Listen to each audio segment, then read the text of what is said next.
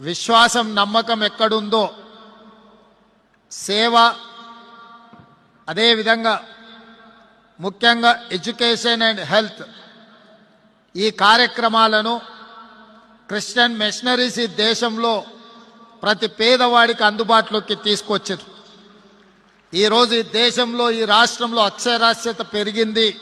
ఈరోజు ఈ రాష్ట్రంలో విద్యను అందిస్తున్నది ఎవరు అని ఒకవేళ మనం ప్రశ్నించుకుంటే అవి క్రిస్టియన్ మిషనరీస్ అని చెప్పి నేను ముఖ్యమంత్రిగా అధికారికంగా ఈ వేదిక మీద నుంచి నేను చెప్పదలుచుకున్నా.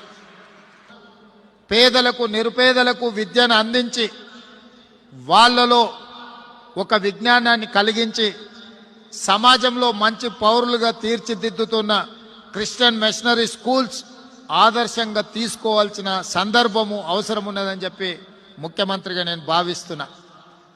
అదేవిధంగా